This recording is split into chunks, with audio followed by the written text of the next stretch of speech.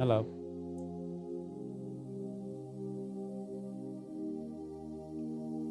Siyarekhodi yolo.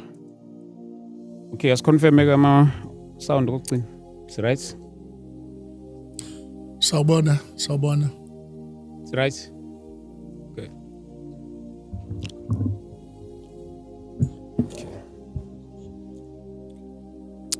Siyabingelela bazalwane egameni lika Jesu Kristu waseNazaretha. Siyambonga uNkulunkulu kakhulu for yet another opportunity. uNkulunkulu makadunyiswe njalo bafowethu. Thank you so much. Igama lami ke ngo-ST wakadlamini umntwana kaNkulunkulu osindisiwe. I am the child of God. So thank you so much, saints. Thank you so much kakhulu. I know things like this, it takes money ukuthi uzibuke abanye you buy your data, you pay your Wi-Fi njalo. So siyabonga kakhulu bafowethu. uNkulunkulu makanibusise, makanifihle nonke lapho emakhaya egameni lika Jesu Kristu waseNazaretha.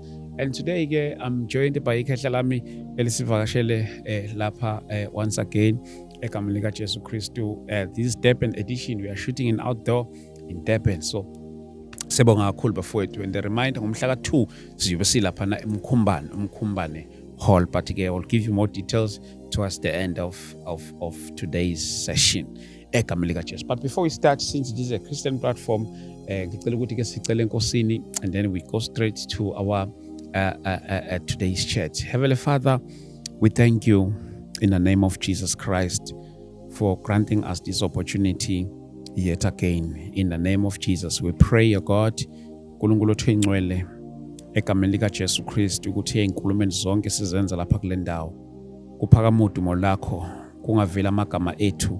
It is not about our names, uNkulunkulu othengcwele, kodwa kungokuphakamiswa lwakho udumo egameni lika Jesu Kristu waseNazaretha. Amen. Angithathele ithuba ngibingelele ningamukele ikhehla lami enginalo lapha namhlanje egameni lika Jesu Kristu waseNazaretha. Baba, angithathele ithuba ngikubingelele, ngikwamukele egameni lika Jesu. Ngiyabonga kakhulu sibalikhulu ukuba ngithole leli thuba lokuzohlala nawe kanje. Amen. uNkulunkulu makakubusise. Amen. Sibonga kakhulu khehla lami saba ne-episode nawe emalangeni adlule la sikhuluma khona about into kaMoya Engcwele. Ukuyona esiholela lapha eMkhumbane ngomhla ka2 la siyobe sikhona naye ubabhishopi wesiphindlovu esiyobe sinaye lapha ngalola suku egameni lika Jesu. Memengane bazalwane bami, itheku lonke ngithola ama-calls from koMpumalanga bathi sikhona lapha enkonzweni kaMoya egameni lika Jesu. So siyabonga kakhulu bafowethu egameni lika Jesu Kristu. Namhlanje ngizothanda nje ke sibuke uhambo noNkulunkulu kanye naye ubaba obhishopi ikhehla lami esinalo lapha namhlanje, uhambo noNkulunkulu naye njalo egameni lika Jesu Kristu. Mhlawumbe bhishopi ngivele ngiqale kanje le nkulumo yami. Kubantu abaningi na nje you've been in ministry for a very long time. Nakubantu abaningi abanye mhlamba bebengakwazi nabaqala ukubona baba introduced to iministry yakho. Mhlawumbe ngikubuyisele emuva ke sibuka impilo yakho ekhehla lami. Nje uma sisuke sikhuluma ngaleli khehla suke sesilibona manje. Ke sesilibona manje, ngikubuyisele no childhood. Mhlawumbe masuke nje sikithi sikhuluma ngobabhishopi esiphindlovu. Kahle ubani thina simbone sobaba, sibone seyikhehla semdala. Mhlawumbe ke ngikubuyisele back nje kancane. Ngiyabonga sibalikhulu. Amagama ami ngokuSamuel Phumulani Ndlovu. Okay. Nje babethi SP. Okay. Banqamulela lo ama-initials lawo. Okay. Ngizalwa su7. Okay. Abantwana. Ekhaya lakithi lapha eMlazi. Kodwa ngokudabuka sidabuka kwaSwayimani. Okay. So ke ubaba wathola umuzi la eMlazi, sahlala khona kwa okunye engingakusho ukuthi sasibathatha esiswini sikamama. Okay. Sasingama triplets. Oh. So ke laba abanye ke benda. Wasala mina. Sure. So ke ngikhula ke lapha eMlazi siumndeni. Okay. Ekukhuleni kwethu ngifunde khona ezikoleni ezilapha kwaE. Okay. Ngifunde yayivulwa iqondo kuhle lower primary school. Ngangena kulo nyaka 1966. Sure. Ngaqede lower primary ngadlulela eManzolwandle higher primary school. Ngasuka eManzolwandle ngaya eShaka. iShaka iya secondary school.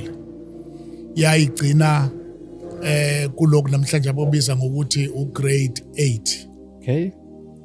Ngadlula ke sengiya eMenzi la ngenze khona kwakusekhona form. Okay. Yes. Ngayimenzi ngakwenza form 4 ngenza form 5. Yes. Ngaphuma ke lapho ka matric. Impilo yami kilapho.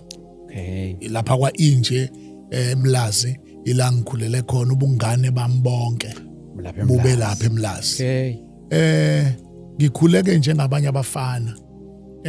Mhlawumbe umahluko waba ukuthi ekhaya kithi lapha bekuhlala ugogo ozala uma. Okay. So sihlale naye eside isikhathi kangoba nento yevangeli nento yokukholwa siyincele lapho. Ugogo ke wayisiyoni. So sakhula ke uma kuyiwa esontweni nje uhudula yonke into uya naye esontweni.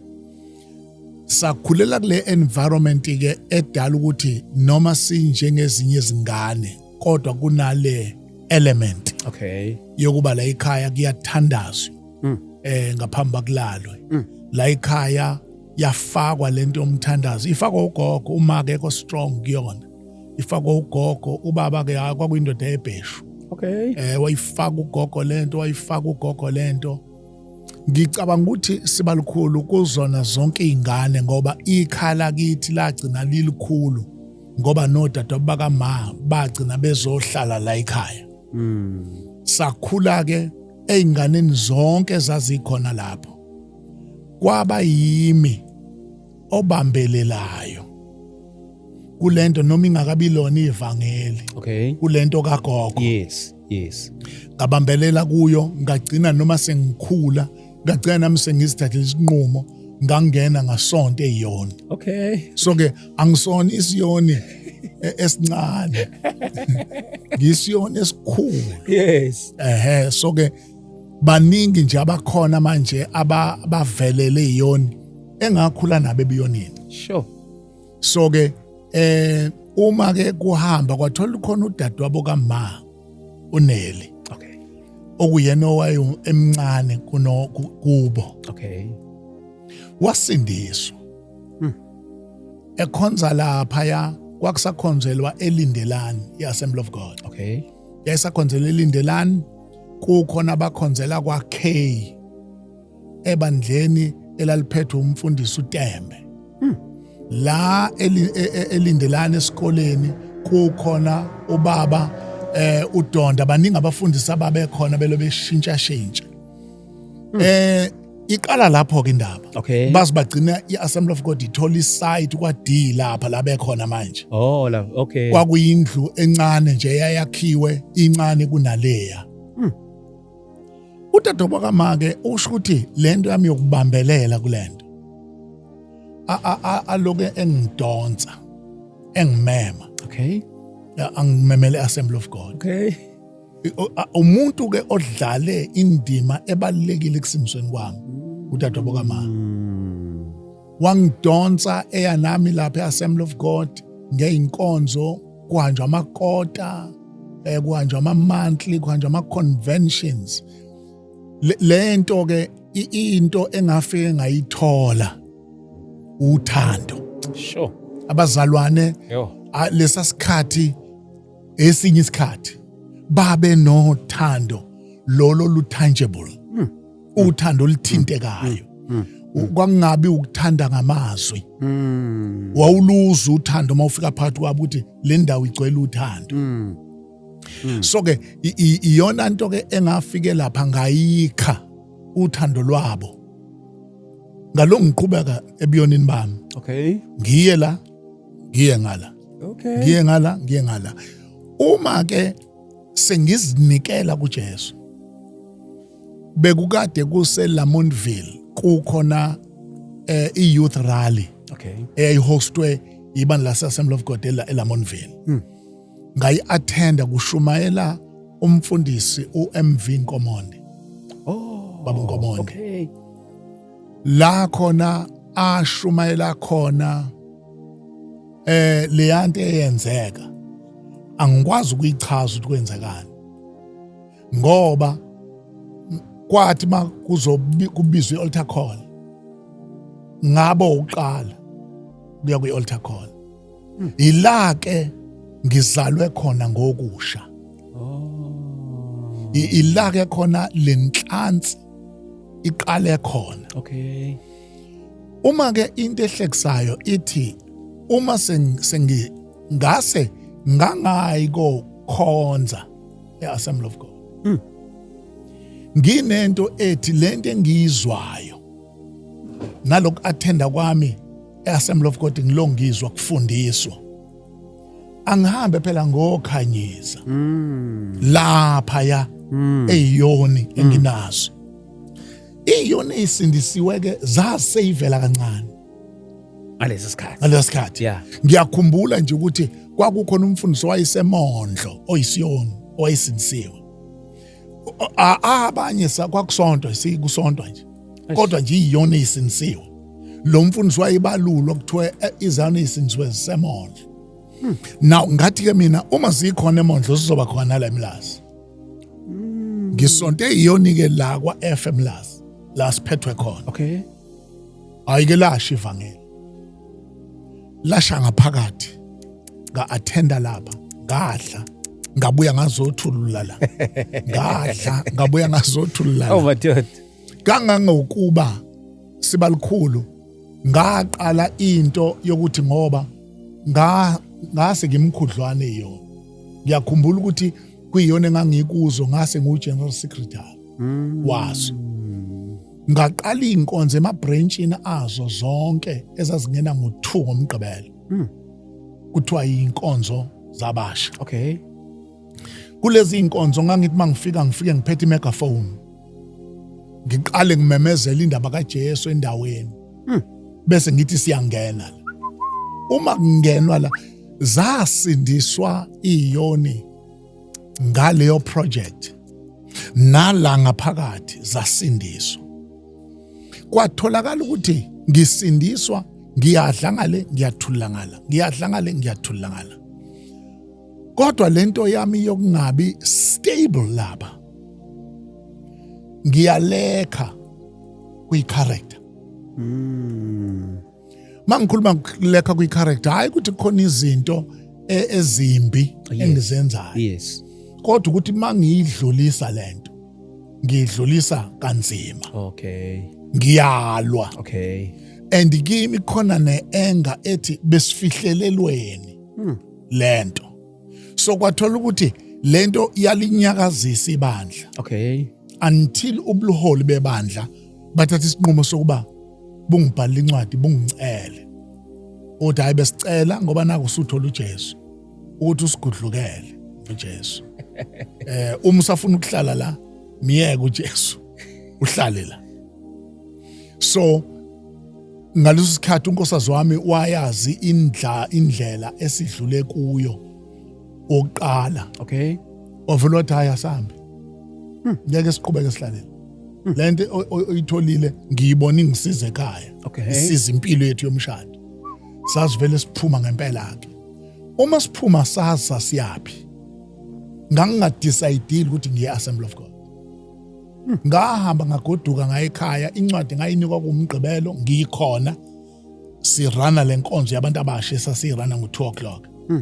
Ngathatha incwadi saphuma sagoduka saya ekhaya. Safika sahlala nje ekhaya. Kuthe sihlele ekhaya kwadlula isonto elilodwa. Ngabona kufika indoda engangiyihlonipha engangikade ngiyibone emngcwabeni kagogo. Ilandwe utaduma kaMalo ngisho ukuthi uNeli. Okay. Umfundisi MF Donda. Okay. Uyena owafika ezoshumayela enkonzweni yakusihlwa leyenziwa ngolwesihlanu kuzingcwatshwa ngomgqibelo. Wafika washumayela powerful. Uma ngithi ngihlele ekhaya ngivele ngimbone nangesangweni. Imadoda. Ngisukume ngithuke ngithi mina lento dibekwa yini. Ngisuke ngigijime ngiye khona ngifike ngivule esangweni angena ngibikele lo katsheni siyakhuleka ekhaya. Angena ahlale phansi. Uma ehlala phansi masixoxa bese ethi hayi Ndlovu kukhona okuhlebile kumina. Njengoba ngila. Washo wangibikela ukuthi la phakathi ukhona indawo ikuphelele. Ngenxa yalento oyitholile. Yes. So ke mfowethu ngizokukhuthaza. Futhi ngizothi kuwena sukuma sisebenza. Ngizwile ukuthi ubesebenza lapho. Awuma umsebenzi ngenxa ukuthi kuvalekelwe yaminyango. Sikhona akusetshenzwe. Ngaya kanjalo Assembly of God. Lento yafika ezongilanda ekhaya. Yes. Ngasukuma nomndeni wami wonke sahamba saya Assembly of God. Wathi efika nje wangi-introduce. Wathi le ndoda uNdlovu lo nefamily yakhe balapha kwaJ bayihlobo zikaNeli Ngubane soke nje wabela sizokhonza nabo. Le ndoda kindoda esebenzayo sizosebenza kunye naye. Kwakufika kwami ke ngahlala phansi ke manje. Okay. Hayi ke ngalungiswa. Okay. Yasetshenzwa ke impilo yami day in day out angithi sengikhonza manje kusukela ngomsombuluko kuze kuyoshaya isonto lapha inkonzo ziqhubeka one way. Sure. Asike isikhathi ukuthi uhlele ekhaya. Sure. Isikhathi osibona uhleli ngasekhaya ilesi othi wena hayi ngoba ulwesibili inkonzo yomakoti, hayi ngoba ulwesithathu inkonzo yeintombi asingeni ilezo insuku. But lezi insuku baba uDonda nango kuyakhonza ngifaka emizini yabantu. Yo. Sangena imizi yabantu ke uJay sawunabisa. Sure. Sadlula sangena kwaK, sadlula sangena kwaM. Ama sections lawa engisebenze kuona nobaba uDonda close ngu-MC wakhe. Njengoba ngu-MC nje ngizoba u-MC kuvele ngelanga vele angafiki. Bese vele ngifonela ethi mfana angizi. Lapho uzoshumayela ukhona ozoba u-MC. Ngithi ngifika nje hawu sengizoshumayela. Ngishumayele ngithi ngifike endlini kube ngingena ucingo lwakhe. Athi hayi sebengitshelile ukuthi into yakhe iyathimlisa kuqhubeka ngakusasa afike. Ngasebenza ke close naye. Iyona ke ndoda noma ngizalwe ubaba uNkomonde kodwa iyona ndoda engibelonge kwi-local church yayo yaze yangilontsha kwi-ministry. Ngasebenza naye ngafunda ke iningi izinto wayethi kumina Ndlovu indoda ifunda ngokubona. So ke la ngikhona iba khona. Wayengenamoto. Okay. Ngangiseva ngemoto yami. Okay. Wherever la ifuna ukuya khona. Ngisho emsebenzini ngoba vele ngangisemaphoyiseni. Ngizothatha leave, mefuna ukuhamba nje ngithatha leave. Ngimthathe ngimuse lapho la ifuna ukuya khona. So ke that's how committed I was ulento yenkolo yobuKristu engiyitholileyo. Uqhubha nje lo msebenzi uvele usuqashiwe yasebenza. Ngasho semaphoyiseni. Okay. Semaphoyiseni. Semaphoyiseni. Mhlawumbe ngizongena nakule ye-ministry. Njengoba usemaphoyiseni nje uvela ngithi kwakudala kwakusetshenzwa ukuthi usebenza phakathi nezinsuku. Uyibalansisa kanjani ke lento yomsebenzi na? Lento isifuna manje ukuthi njengoba ngisemaphoyiseni angizama ukuthola ama-units angivumela ukuthi ngisebenze phakathi nezinsuku ngishayise intambama ngo-4 sengishayisile ukuze ngisenkonzweni. Ngemgqibelo nangamasonto angisebenzi. Yabona isikhathi esiningi emaphoyiseni ngisichithe kuma-unit anjalo. Okay. Lapha kobaseshi. Okay. La bengisebenza khona. Lapha ngiseka uniform kwakungihlukumeza ngoba uthola isikhathi ukuthi kuyakhonzwa emini ngesonto ngisemsebenzini. Okay. Mhlawumbe kusikhathi manje ngizoze ngigcine ngenza ukungathembeki emsebenzini ngoba kodwa ngalosikhathi ngithi pulukuju ngifike ngikhonze bese ngibuye. So ke ngafuna lawo ma unit kanjalo. uNkulunkulu ke muhle wangilekelela ukuthi kwakhona emaphoyiseni ngingahlali isikhathi eside kuma ranks aphansi. Okay. Ngasheshe ngakhuphuka ngama ranks, and once you become an officer kusuka sekuxeka ngoba usukuthola ukuthi usebenza 8 to 4 kama weekend awusebenzi. Okay. And lapha emaphoyiseni mina emaphoyiseni ngisebenze kwa chaplain. Okay. Chaplain it's a spiritual support office esupporta amaphoyisa einkonzo, imncwabo, zonke lezo zinto ezidinga spiritual issues emaphoyiseni. Lelo office la kwa chaplains kuthiwa spiritual office. Nga recruitwa ngaphakathi. Kwafika nje umlungu John Ace owayephethe office lelo lama chaplain weza kwi-unit engangisebenza kuyona wathi le ndoda sizwile ngayo. Manje ke siyayicela ukuthi ayiye lapha kuthina. Ngaya kanjalo kwa chaplain. Ngayosebenza ke manje sengiministerisha within the uniformed forces. Okay. Ngaba umfundisi wasemaphoyiseni ke. Madoda. Yabona. Kangoba ne-ordination yami engayithola ngayithola ngenxa yaloko ukuthi ngenxa kuba la sengisebenza office labefundisi emaphoyiseni manje kufuneka ukuthi ukuze ngigcwale ngoba angathathwa as a chaplain's assistant kodwa ukuze igcwale kufuneka ordination, and then ibandla did not have a challenge ngenxa yokuba i-track record yami kulo yayicacile ukuthi lo muntu no ikhona into embingenile, so bangenze ordination then ngangena emaphoyiseni ke ngaba fully fledged chaplain. In actual fact KwaZulu-Natal I was the first chaplain onalesi sikhumba. Kwakukhona belungu bodwa. Amandiya alandele emva kwami kodwa nje oqala kwaba yimi. Madoda. Ubugebengu babumnjani ngalezi ayikhathi compared to insuku zethu zezamanje? Ubugebengu babuvele bukhona. Yeah. Kodwa ukusho ukuthi isikhathi esasikuso kwakuyisikhathi sabantu ababewasaba ama-institutions. Khona abantu ababengawenza amacala ngoba besaba amaphoyisa, besaba ukuboshwa. Uyabona? Umuntu engafuni ukuba ne-experience yokuboshwa. Yes. Kwabona abantu, kwakubonakala ukuthi unembeza wobuntu nje, hayi wokukholwa. Usekhona kubantu. Uyabona? Akufani namhlanje, isikhathi namhlanje sishintshe kakhulu. Yabo sishintshe kakhulu namhlanje abantu abakusaba ukuboshwa.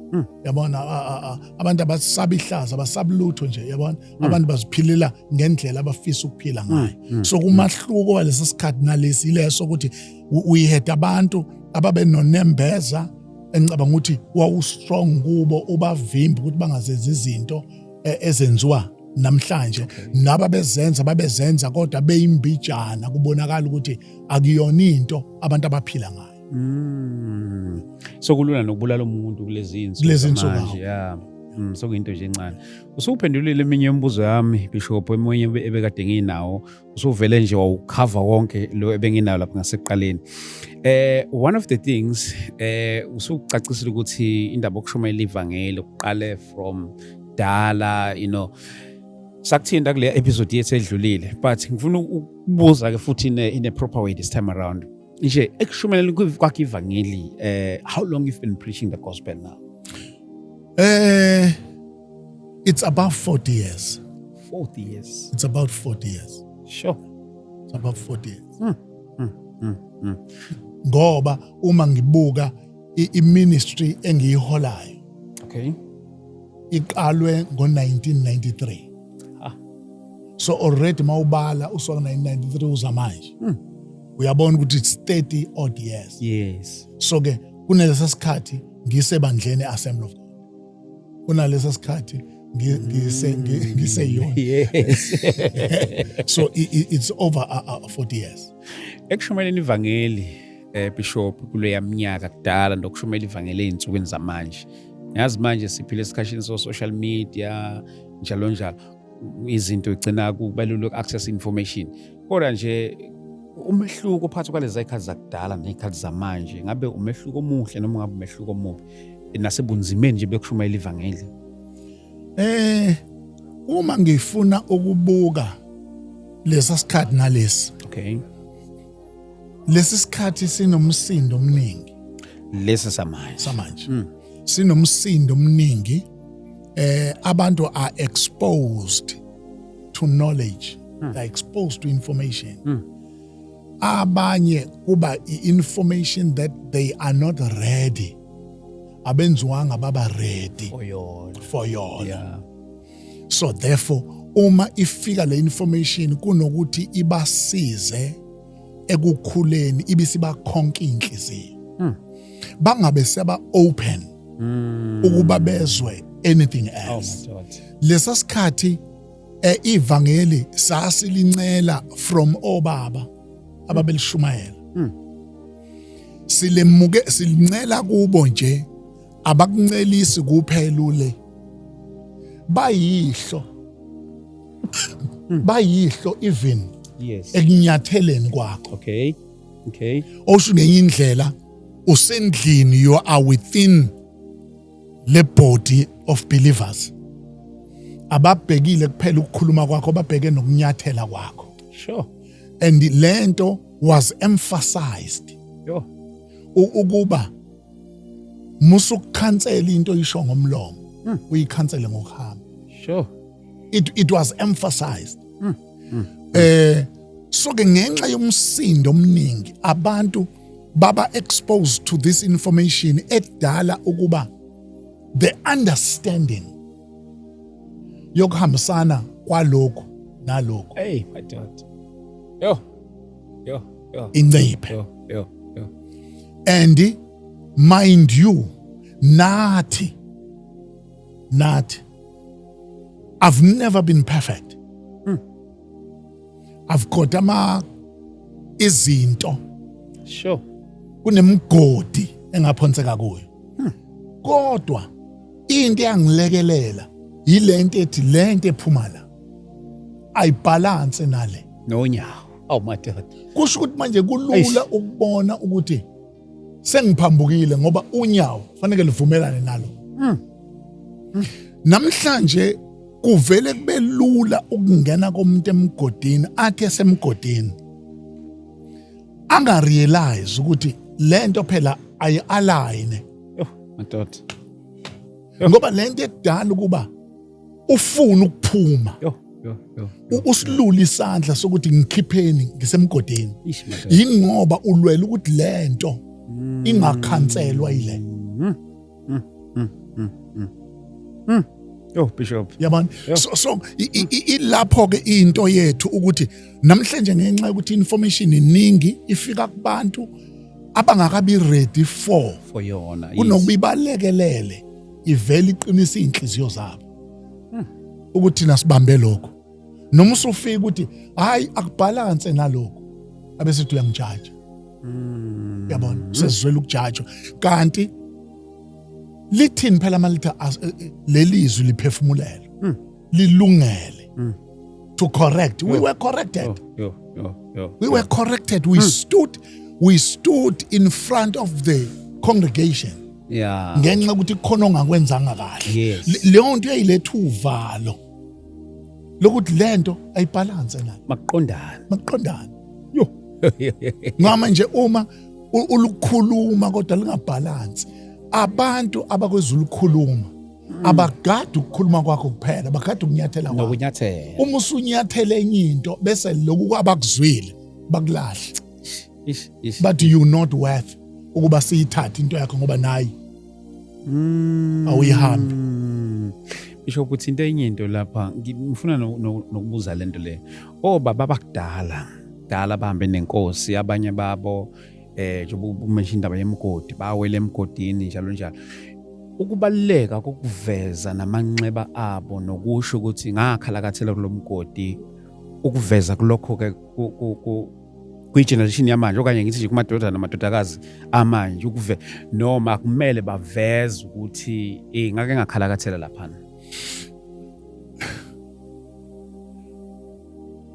Baba banayo imigodi abangena kuyo. Yeah. Kodwa singayazi. Mabe babeyiveza kulabo abayiveza kulo. Okay.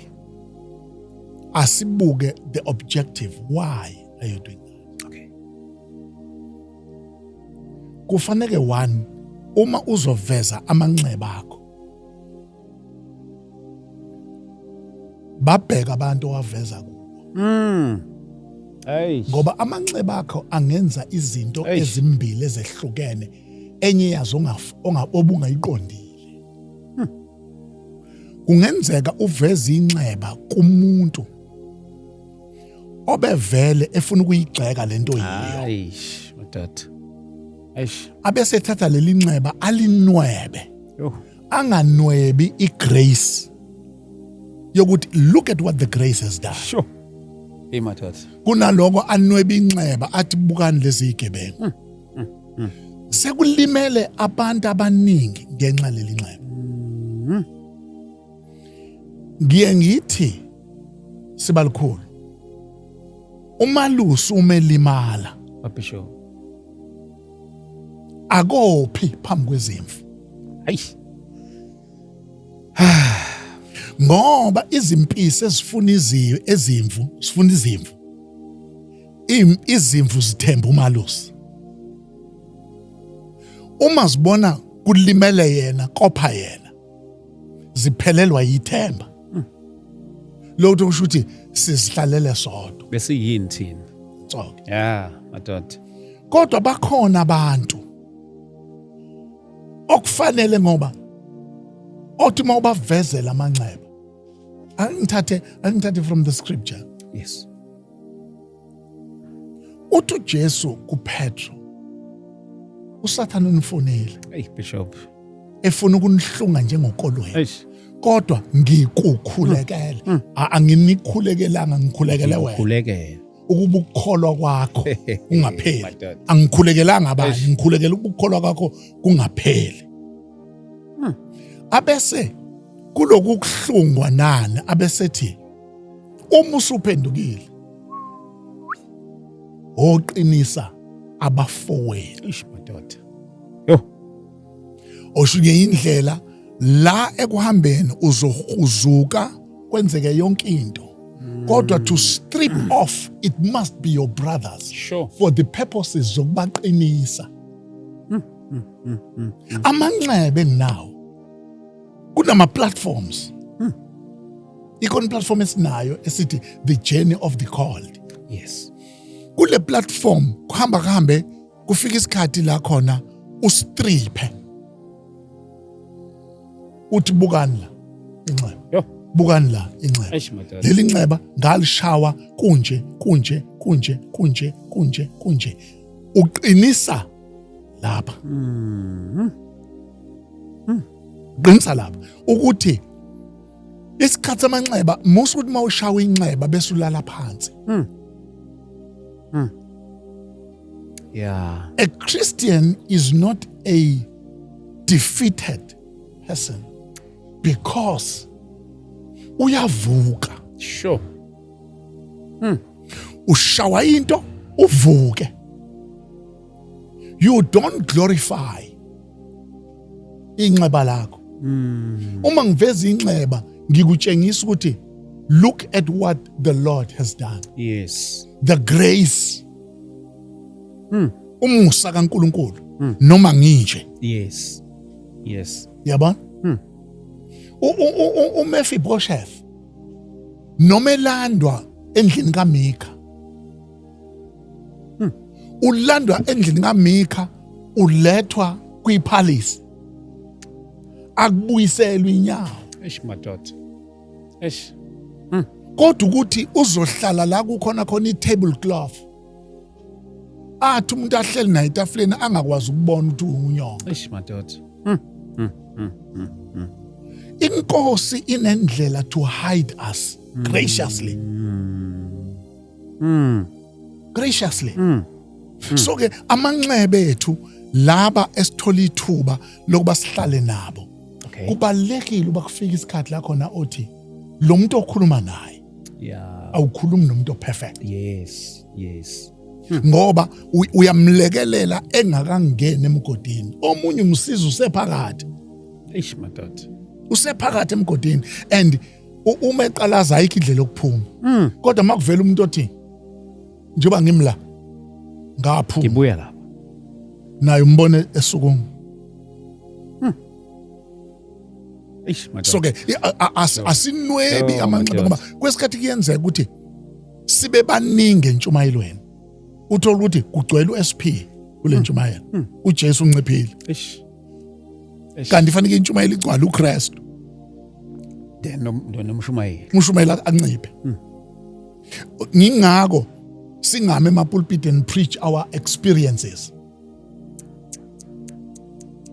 sure yabona asishumayela ama-experience ngoba ama-experience maswashumayela ane tendency to mislead people kube ngazuthi uNkulunkulu akusebenzise fanele kuyodwahla emgodini no it's not so bakhona abathathe our brothers esebenza nabo khona abapostoli uNkulunkulu abathathe ebusheni wahamba nabo uzebe manje sure uzebe manje abakaze baphuma eceleni kodwa bakhona laba abayithi Bishop abahamba bashawe izinto endleleni bashawe izinto endleleni kodwa uNkulunkulu unento kwesikhathi yabona ushaye kuzuthi ayikusho ngibiziwe sure usho I don't qualify angivele ngihlale phansi kukhona isikhathi njalo kwesikhathi njalo la khona othi noma umile uthandaza uthi Nkosi angisathandazeli ukushumayela angisaphendukeli ukushumayela angisaphendukeli ukushumayela ngiyaphenduka ngithi Nkosi angihambanga kahle angisho ngamukela uJesu kodwa ngithi angihambanga kahle ngiyayilungisa indaba yami nawe ubusuthi angisaphendukela ukuye epulpit sengiphendukela ukuthi mangifa madoda ngingafi njengenja ngife ngilahlwe sengiphendukela ukuthi ngibe nendawo angijabona kuzwakala kubuphukuphuku kumuntu omfundi weBhayibheli athi hawu lamadoda ayigqilazekile kodwa kwasilekelela ne kwasilekelela ukuhamba makukhona into wrong leyo nto ulwe nokuthi ayilunge hayi esayidini laNkulunkulu esayidini lakho ngoba wena osukuqhelile uNkulunkulu usengaqhelanga Bishop yayinjani lento kudala lento yokulimala komzalwane and then ekulimaleni kwakhe kube nokuembraceeka by abazalwane then manje uthi gcina sisizakala ngokulimala komzalwane ngalesa sikhathi yayinjani into nje yokuba usize emzalwane olimele njengoba ngisho ngathi unembeza osekhona and uthando labazalwane kwakukhalo sibalukhulu kwakukhalo thina sizalelwe sibe semabandleni la khona bekusikwa abantu umuntu mengenzanga kahle hlalwe phansi naye alungiswa bese kuthiwa kodwa kufanele ibandla lenze statement ngalento ukuze nabanye bafunde ukuthi it's not a practice evunywa iBhayibheli amiswe phambili lapha kuthwele umzalwane kwenze ukuthi nokuthi soke uyamiswe ebandleni nasekusebenzeni imisebenzi yebandla uNkulunkulu ke sicela ukuthi simkhulekele ube inkosi imsize kufike la iphenduka khona yes ngesikhathi ibandla liphakama lithandaza kwakukhala mhlameni isililo ebandleni isililo ebandleni mina nje ubaba uDonda wayeseze wangibiza wathi wangibiza nabanye abazalwane wathi niyabona ke bafana bami uma kusikwa umuntu ebandleni ngathi ibandla likhalela ukubuya kwakhe fanele kathehla ehla lapha makuvalwa inkonzo kuthiwa amen nibe ninamathela kuye nimlungisa nimlungisela indlela ukuthi akabuye ezebandleni sure wayehamba hayi dlamini engapheli inyanga yangapheli inyanga uyothuzwa ebuya usebuya kuma elder wahlala phansi nama elder walungisa indaba yakhe wakhala abuya bekela kuthiwa bazalwane indaba lomzana useyilungisile noNkulunkulu singobani thina njengebandla siyamamukela back to fellowship oh my God lisukuma ibandla likhala hayi namhlanje namhlanje there is a lot of competition umzana mesetshenziswa uNkulunkulu uma eke walimala kunokuba embracewe ngendlela yokuba ayolekelelwa sizwe sibona thina ifish pond ofanele kuyodotshwa kuwo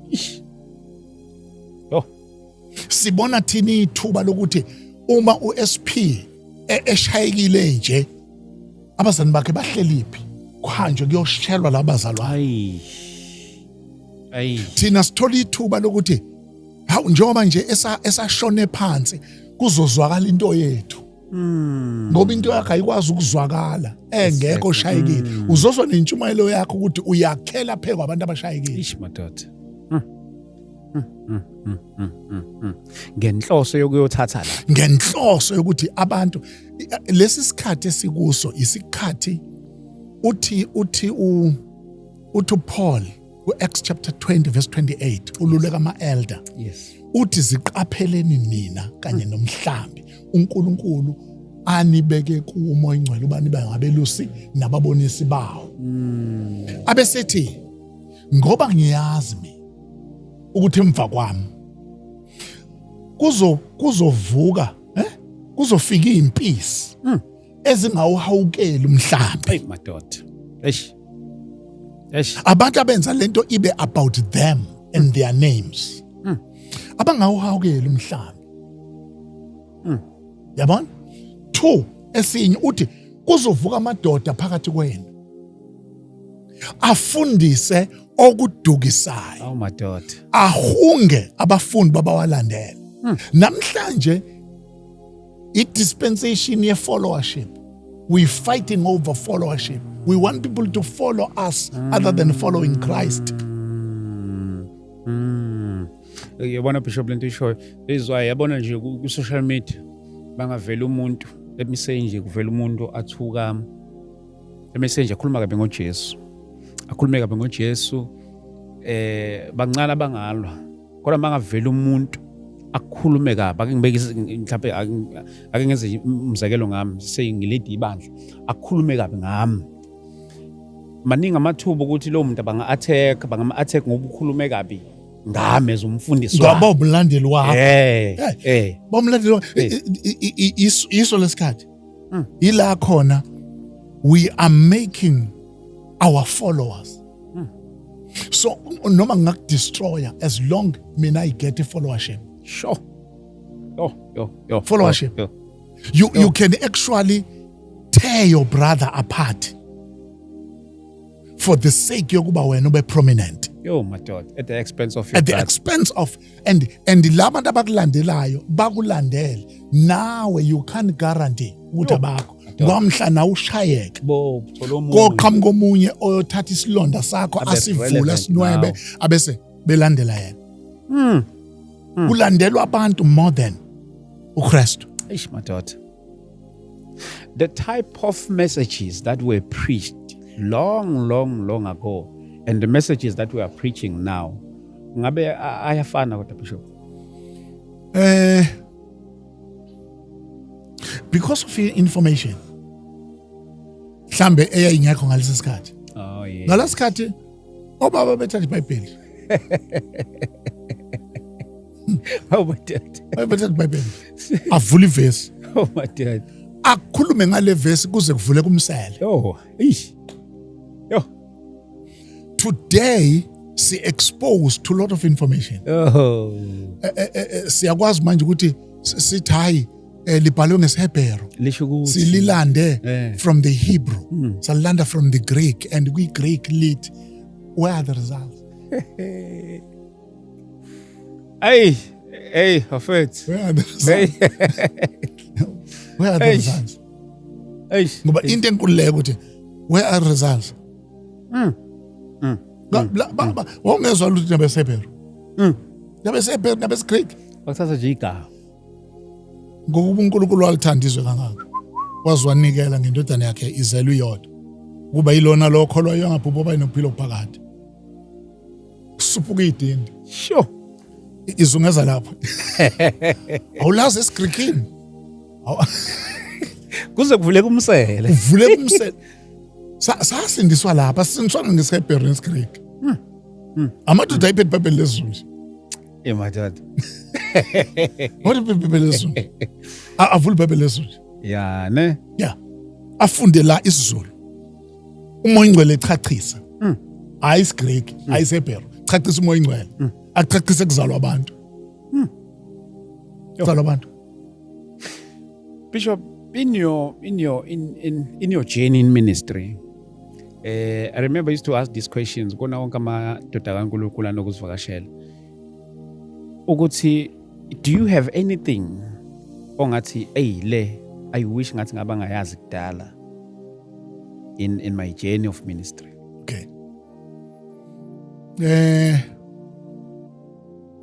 You see, in ministry, njengobusho, the challenge is that you don't stop growing.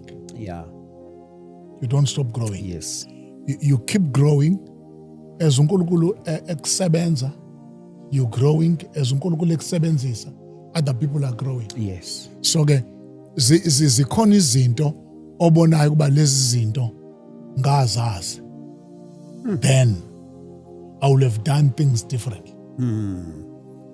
Angitshengise enye yazo. Okay. For a long time.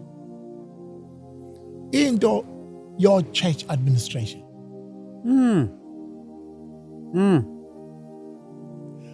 Ne background yethu. I-background yethu, there were no computers, there were no membership forms. Yayingekho into enjalo. Kodwa sasigcwala enkonzweni. Yeah. Singadonswa yiphepha engilisayine nebandla. Udonsa ukuthi uMoya Ngcwele has made you to be part of that body. Sure. Kwahamba angazi laphi. Yaphakama indaba ye-administration. Okay. Senza ama-forms, sabafaka ama-database. Uma sibafaka ama-database, angathi masacaba ukuthi ama-database wona azobagcina yini. Bakushiya ne-database. Bahambe. Ish madoda. Usalele. Hey madoda. Uyabona, okusho ukuthi as much as administration is important, but umlilo la ebandleni okuyiwona obamba abantu. Ubukho bukaNkulunkulu lapha ebandleni. Abube upriority number 1. Ay madoda. Eish. Yo. Ukuze ke noma ubafaka i-database awubafakeli ukubabamba. Yes. Kodwa ubafakela ukuthi izinsiza abazozidinga. Yes. Esidinga ukhulume from le system ukuthi no uyimember libandla from such and such a time. Yabona? Uhambe naye ziningi izinto. One of my experiences ngoba le noma siyithatha kancane. One of my experiences, one guy from our church waboshwa. Okay. Wayisebenza emkhumbini. Okay. Waboshwa. Eboshwa nempahla okusolakala ukuthi uyintshontsheli. Wabathe uyayichaza into yakhe kodwa ayizwakali. Uvele emkhunjeni. Uboshwa nalezi zinto. Abese la ekukhulumeni kaZaveza athi ngumzalwane mina angeke ngintshontshe. Lezi zinto ngizithole legally. It's just that I can't produce a receipt manje. Kodwa ngizithole legally. Athi me evesi ndaba ukuthi umzalwane yena usimsiwe ini ebese ishifte iprosecution ifune iprosecution ukuthi imchallenge ngoba useveza evidence eveza yena. Okay. Ngaphe kwalezi. Okay. Ufuna ukujustify kuba ngalezi zinto ngenxa yakhe. Okay. What who can vouch for that? Sure. Ngathola ucingo. Kodwa Bishop Espindlovu ukangisomfutbol Pastor Ndlovu uyadinga inkantolo ethile ngelanga elithile uzofika bazokuseva ngelukuzana ngesuphini bafika nesuphina ilanga elithile ngivele enkantolo ngizofakaza icala ngiyabona siboro so and so versus state versus so and so hawu lo mfana sengizwe indaba yakhe. Okay, kwasho ukuthi sine system ngisho ne system cani ngiprintele iprofile yakhe by print iprofile.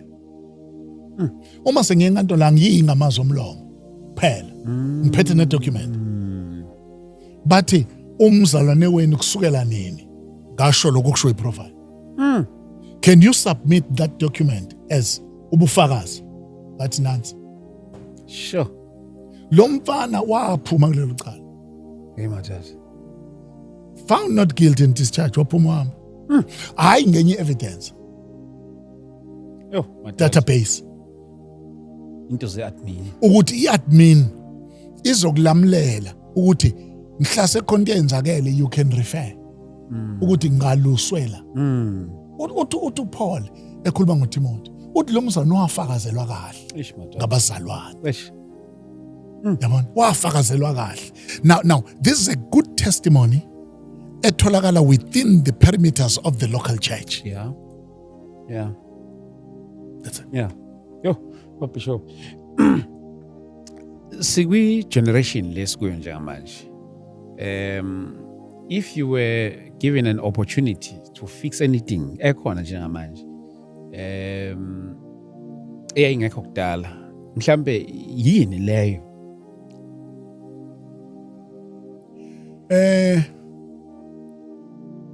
Mhlawumbe umuntu can look ekulimiteni i-exposure yabantu who are imatured. Okay. Uba expose entweni where it becomes difficult for them to comprehend. Wow. Ebese leyo nto noma ibiyinhle Wow. bisibalimaza. Wow. Wow. Wow. Wow. I-exposure because into esilimaza i-exposure. Lento obona izinga le trafficking. Uyabona ukuthi labantwana ba exposewa ezintweni abangakabi nayo ingqondo bona. Yeah. Yokubakwazi ukuhlukanisa ukuthi lo muntu engihlangana naye la ku social media uyena ngempela yini lo isithombe sakhe. Ngakhona possibility ufaka isithombe somunye umuntu. Lo muntu okhuluma naye kusiyena lo uhlangana naye. I-exposure ku exposeka nabantu aba imatured. Then siyalimala isizwe. Bishop, bengiprepare nananko omunye umbuzo. Bengibhale lapha ukuthi back in the years i-salvation back in the years and nowadays ngicabanga ezinye zezinto nje kuyi-conversation yethu ubonakho ukuveza kodwa sengithi nje ngikubuze specifically nje ama-differences akudala namanje. I think kudala nje nami ezinye izinto engangizwa kuthiwa kwaku-emphasize iy'nkonzo zey'nhlambuluko, ku-emphasizewa iy'nkonzo njalo njalo, you know.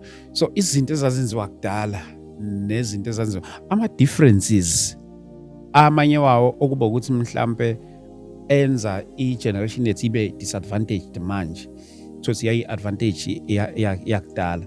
Mhlambe imaphi la lezi zinto ezenziwa kudala engasenziwa manje kodwa futhi zazi usizo? Sibalikhulu, you've just mentioned one. Sasibathemba abaholi bethu. Okay. To an extent yokuthi mabe lethinto sasingayi-question ngolwazi lwethu lweBhayibheli. Okay. Angilinganisi. Okay. Lento yokuthi uma kungahambekanga kahle uyabuya usihlambulule. Yeah. Yalekelela kakhulu. Yalekelela kakhulu. Yize uma befuna ukuyi-criticize bathi uconfesswa uJesu Kristu, you don't confess sins. Ngiyayizwa leyo. Noma kuthiwa le babe yakhe kanjani abaholi bethu kodwa yasilekelela. Lento yokwazi ukuthi awuhambi nodoti. Lento yokwazi ukuthi uyalungisa mawungenzanga kahle. Yabona? Ngake sibalikhulu ngangenza kahle. From leyanto engangiyazi ngingasekho ebandleni lase-Assembly of God. Yes. Kodwa I went back there. Sure. Ngawuhlala nama-elder. Kathi kukhona la ngihamba ngakhona kahle. Ngiyakhumbula kwazi kwalanda ubaba uNkomonde on Sunday. Sure. Sengimphambi kwebandla elinye lalo lingazi ngishumayela abantu abasebengazi ngishumayela. Abanye abazi nokuthi ngangabala. Kwathiwa lo umntwana ola ekhaya. Yo. Uhamba kwakhona into engalungi kahle empilweni yakhe. Ubuyile wazolungisa. So ingakho silanda ubamkomonde washumela ubamkomonde ngabizwa nonkosazi wami samiswa phambili nezingane zami sathandazelwa. Yinto sasiyifundisiwe esilekelelile endleleni. 2 kusizile ukuthi uma umfana ebona intombi aka approach i-leadership anga approach intombi. Okay. Ngoba kuvikele le ntombi.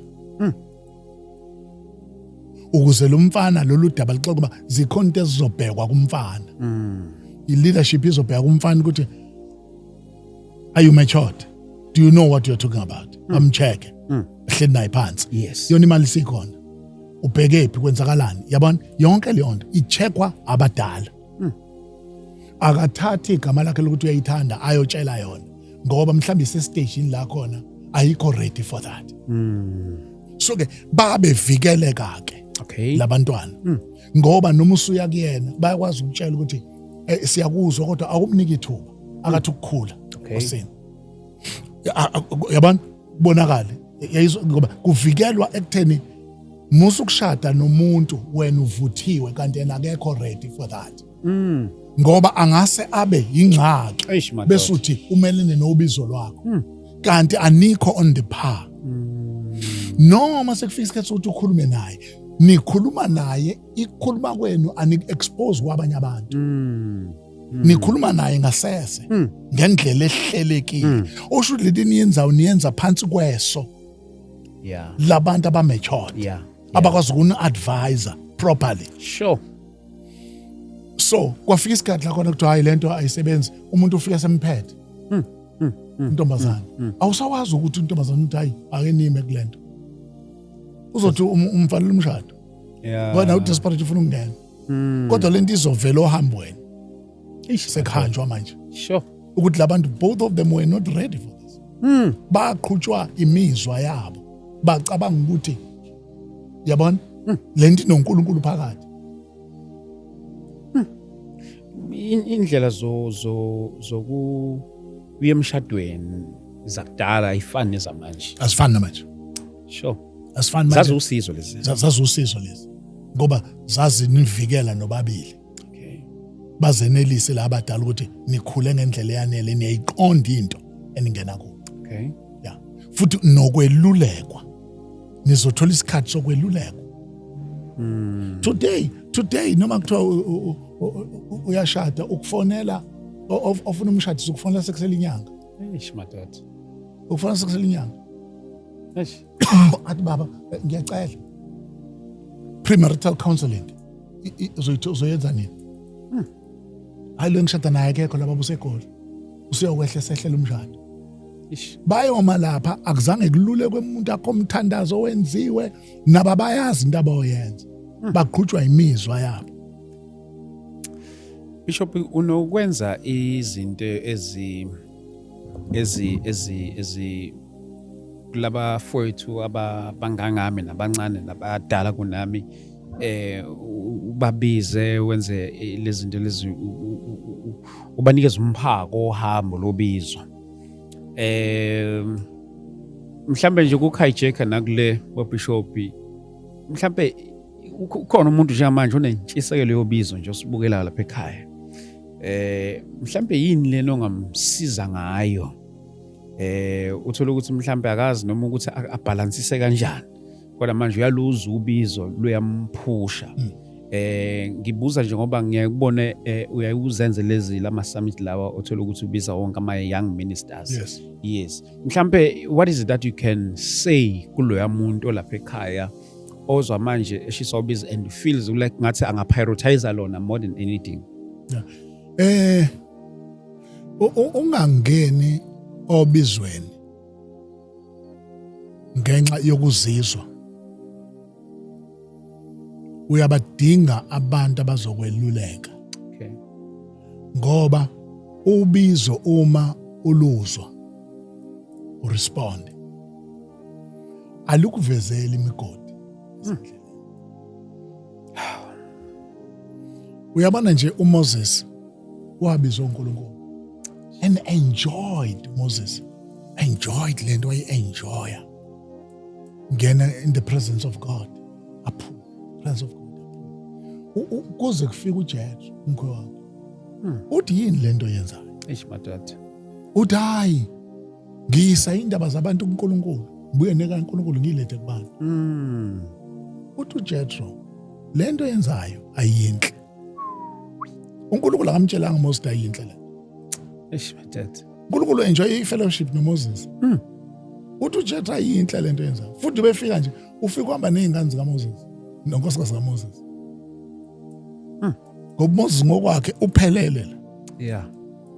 Kanti usekhohliwe uthi nonkosikazi unezingane ezasala. Ufika nazo uJethro uthi ayinhle lento.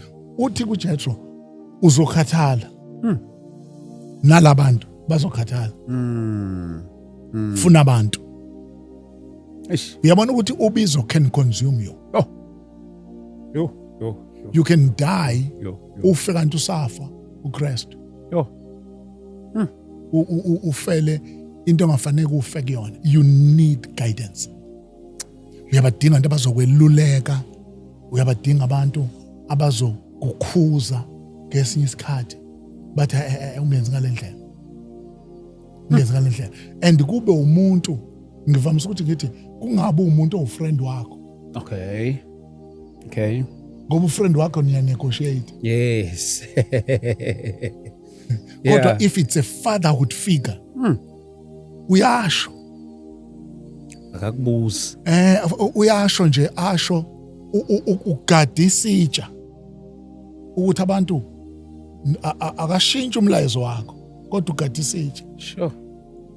Ukuthi isitsha singaphahlaki sichithe lokho kubekwe kuso. Eish madad. So uyadinga to be under i-guidance yabantu abazokulekelela endleleni. Nokuthi mawehlelwa izinto ubuyela kubo. Uyothi sekwenzeka ukuthi. Yes. Sekwenzeka ukuthi. I-challenge of the upcoming ministers ile yokuthi bangena nje bangisho ukuthi information igcwele yonke indawo. Bangena bazitshela ukuthi this information is going to sustain them. Kanti information will not replace a fatherhood figure. Sure. Uyadinga nje kube khona umuntu okukhuzayo futhi mase ekhuzile usubmit kulento ukuthi mase ngikhuzile ngiyama. Ngiyama. Ekhaya nje sake lapha ekhaya angisazi kwakwenzeka into engimnandi ekhaya kwami. Okay. Ubaba esekhona esaphila baba ngizalayo. Ngabe mnandi ngavusa umhlwenga. Ngathi ngizoshaya umuntu.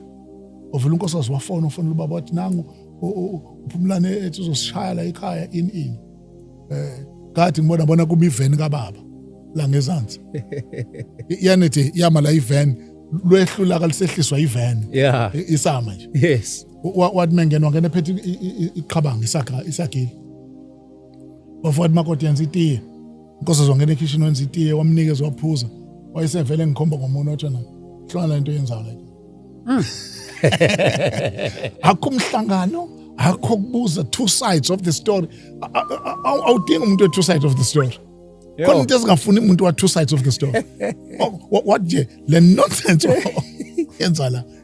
Awunangane wena. Ozoyibeka isandla. Wathatha sakela sakhe waphuma hamba. Ayizange phinde khulunywa lonto. Authority. Sure. And akuyona authority yokuthi yena just as a fatherhood figure. It's my attitude towards him. Sure. Yabona ngoba ngeke uzenze ube ubaba womuntu ongakuboni njengobaba. It's the attitude. Into engikhuzayo ubaba uNkomonde nje. There are times because wami baba lana siboni kahle. Baba uNkomonde fika la. Sambe uma ngifika kaBaba uNkomonde eMaritzburg akufika uBishop. Eish madod. Akazi Bishop nje waziphumlana. Eish. Angiqe ngithi ngifika bethi paka le imoto yakho lapha. Gijima uthenge gijima.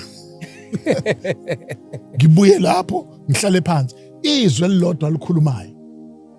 Lidabula inhliziyo. Lingenze kuphele ngami. It's because yendawo engimbeke kuyo akayena uNkulunkulu. Kodwa unendawo in my heart engimbeke kuyo. Angeke abe ngapheka uNkulunkulu. Kodwa God is using him. Eish. Ukuqondisa ukuphila kwami. Uyamdinga umuntu. This journey, you cannot travel through this journey alone. You cannot. You need somebody. Eish. Dot. You need somebody. If you are a Timothy, you need Paul. Yeah. If you are a Titus, you need Paul. Yabon? If you are an Elisha, you need Elijah. Yo. Yabon? If you are a Samuel, you need Eli. Labantu, they are playing important part. Abangeni phakathi kwakho noNkulunkulu. Kodwa bagadisa itshe. Usingaphahlanga. Oh, phela seche lengcebe isetshenziswa zobumba. Lengcebe isetshenziswa zobumba. Hey wadaji. Eish. Yeah. Bishop, siyambonga uNkulunkulu kakhulu. Sifike ngasekugcineni kwesession yethu yanamhlanje. Kodwa ke ukunikhumbuza bafowethu lapha emakhaya ngomhla ka2 May siyahlangana laphana eMkhumbane ekseni nje ngo10 ngithi angeke nginimeme ngi-extend this invitation ubabishop ikhehla lami laphana uyobe khona sibe sinaye ngalo lasuku egameni lika Jesu mhlambe nje khehla lami ukuziconfirmela nje nawe for lo lasuku sibalikhulu siphakathi baba ayikho indlela esingenza ngayo sibiziwe so ke ngiyacela impela nami ukuthi hayi asinquzuke eindaweni zonke let everybody come find a way to Mkhumbane Hall ngeke usole uNkulunkulu makanibusise siyabonga kakhulu mhlambe khehla lami nabathanda ukuxhumana nawe bakuthola kanjani ungangithola kuma social media platforms njenga ku Facebook uyakwazi ukungithola Samuel Phumlani Ndlovu uyakwazi ukungithola ku TikTok kanti ngokuhlanganyela silapha ngezansi kwethuna lenkosi kwaNdengezi endlini enkulukazi emhlophe lapho ilasihlanganela khona ngamasonto singena 9:00 inombolo yami yocingo 072 588 1076 uNkulunkulu manibusise balandeli balolu hlelo sibalikhulu ngiyasibongela kakhulu amen thank you so much amen bazalwane akisibonge kakhulu asibonene khona nje bese shilo nje ikhehla lami ngomhla ka2 May sibisilapha siqala ekseni ngo10 ningaphuthelwa inkonzo kaMoya Engcwele ningaphuthelwa 0788 417 844 uNkulunkulu makanibusise nonke lapha emakhaya nigcina nifihle kanye nonke nemindeni yenu amen siyabonga